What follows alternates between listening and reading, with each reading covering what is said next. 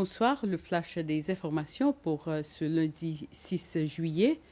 Les Seychelles accueillent cette semaine des représentants de plusieurs gouvernements, des experts du secteur de la pêche ainsi que des organisations internationales dans le cadre de la 13e réunion des parties à l'accord relatif aux pêches dans le sud de l'océan Indien, CIOFA. Cette rencontre porte sur la gestion durable des ressources halieutiques présentes dans les eaux internationales du sud de l'océan Indien. Les espèces concernées, qui ne sont pas le thon, évoluent en dehors des juridictions nationales et ne relèvent d'aucun pays en particulier. Les États membres travaillent donc ensemble afin de définir des mesures communes pour assurer leur conservation et leur exploitation durable.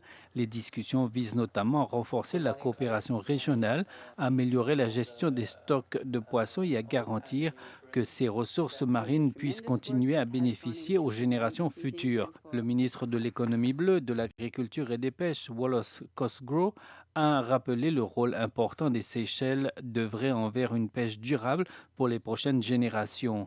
Le secrétaire principal à la pêche, Roy Clarisse, a souligné que cette réunion représente une opportunité importante pour les Seychelles de consolider leurs capacités dans ce domaine et de tirer davantage profit de leur participation à cette organisation régionale spécialisée dans la gestion des pêches non thonières. Les travaux de la réunion se poursuivront au cours de la semaine et devraient aboutir à des décisions visant à renforcer la protection et la gestion durable des ressources halieutiques du sud de l'océan Indien. Après avoir écouté les différentes propositions du public sur la rénovation du tronçon de route d'Anse-la-Blague, l'Agence des transports routiers est en train de revoir son plan avant de le finaliser. Depuis plus de 10 ans, les habitants d'Anse-la-Blague, du côté de la Petite-Anse, Petit-Lance, demandent la rénovation de ce tronçon car il est régulièrement inondé et ensablé. SLTA propose de construire une muraille qui refoulera les vagues en les empêchant de se déverser sur la voie. L'autre option consiste à combler la côte avec des roches, mais toutes ces deux options impliquent le relèvement du tronçon d'1 mètre. La majorité des intervenants a choisi la première proposition. Cependant, la SLTA s'est organisée pour incorporer leur point de vue au projet final. Les Seychelles poursuivent leurs efforts pour restaurer les récifs coralliens. L'autorité des parcs et jardins des Seychelles et Absa Seychelles lance la 3e phase de leur partenariat.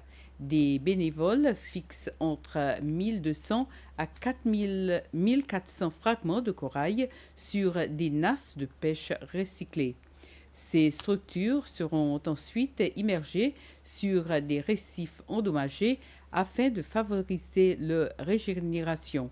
Les responsables rappellent que ce projet contribue à protéger la biodiversité marine et appellent les pêcheurs à respecter les zones de réhabilitation pour assurer le succès de cette restauration.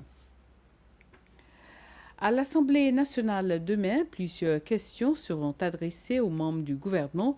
Le chef de l'opposition, Bernard Georges, interrogera le ministre des Affaires étrangères, Barry Ford, sur la distinction remise au Premier ministre indien lors de sa récente visite d'État.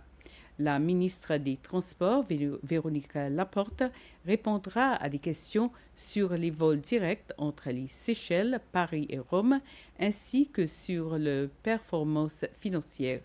Elle sera également interrogée sur les pertes subies par Air Seychelles et l'autorité portuaire en raison du conflit au Moyen-Orient.